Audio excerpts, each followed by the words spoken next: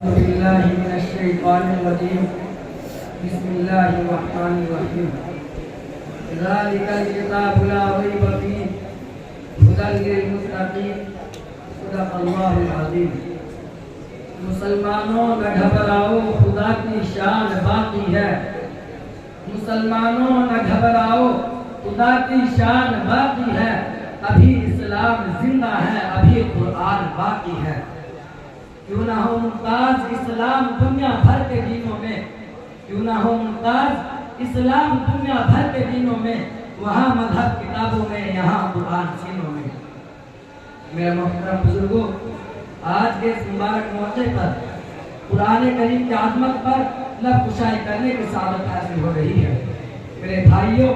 ایمان والوں کی سب سے مقدس کتاب بلکہ اگر میں یوں کہوں کہ اس پوری دنیا میں سب سے بہترین لا ریب لا جواب اور مقدس ترین کتاب جس کتاب نے تورات کی تصدیق کی جس کتاب نے انجیل کی تصدیق کی جس کتاب نے زبور کی تصدیق کی جناب انبیاء کی تصدیق جس کتاب نے کی حضرت آدم علیہ السلام کی تصدیق جس کتاب نے کی حضرت موسیٰ علیہ السلام کی تصدیق جس کتاب نے کی حضرت عیسیٰ علیہ السلام کی تصدیق جس کتاب نے کی نوح علیہ السلام کا عظمت جس کتاب نے بتائی داؤد علیہ السلام کا تذکرہ جس کتاب میں آیا اور ساری قوموں کی ہر چیز کو جس نے کھول کھول کر بیان کیا پھر دنیا کے اندر جو چیزیں اللہ رب العزت نے پیدا کی ہے ان سب کی حقیقت اور ان سب کی حقانیت کو اللہ رب العزت نے قرآن حکیم کے اندر بیان کی ہے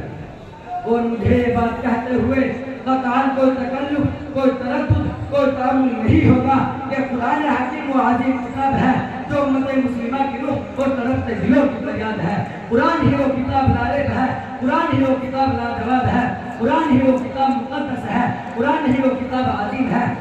جس نے پوری دنیا کو جینے کا ڈھنگ سکھایا قرآن حکیم نے انسانیت کو حیات ثانیہ عطا کر کے نئی زندگی نئی روشنی نئی طاقت نئی قوت نئی حرارت نئی نسل نئی صحبت نئی صورت نئی سیرت نیا ایمان نیا یقین نیا تمدن نیا کلچر نیا قانون نیا لباس نیا ضابطہ نیا کلام اور نیا طرز زندگی عطا کیا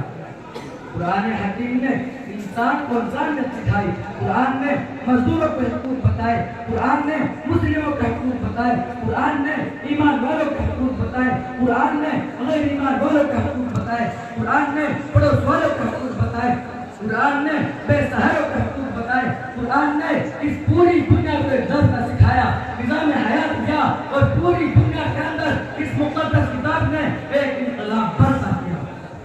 وہ جب یہ انسانیت سسک رہی تھی اس سسکتی ہوئی قوم نے اگر جان ڈالی تو قرآن نے ڈالی اس سسکتی ہوئی قوم نے اگر روح پھوکی تو قرآن نے پھوکی ہاں مجھے کہہ دے دو آج پوری دنیا کے اندر آج پورے عالم کے اندر آج پوری کائنات کے اندر روشنیاں رعنائیاں بھلائیاں نیکیاں شرافت صداقت حیا وقار جرأت ہمت دلیری بہادری سکون حقوق اگر ہے تو قرآن ہی کے آنے سے ہے قرآن ہی کے آنے سے اس پوری دنیا میں من ہوا ہے میرے مسلمان بھائیوں یہ بھی اس کتاب کا اعجاز ہے کہ اس کی حفاظت کا وعدہ خود خالق دو جہاں نے کیا ہے فرمان خدا بندی ہے اِنَّا نَحْنُ نَزَّلْنَا الذِّكْرَ وَإِنَّا لَهُ لَحَافِظُونَ کہ ہم نے قرآن کو اتارا اور ہم ہی اس کی حفاظت کرنے والے ہیں یہی وجہ ہے کہ 1400 سال کا عرصہ گزر گیا پر قرآن میں کسی قسم کی تبدیلی نہ آ سکی جبکہ ہر زمانے میں فرعون نے وقت نے اس کو مٹانا چاہا ابو جہل نے اپنی ساری زندگی اسی کام میں خرچ کی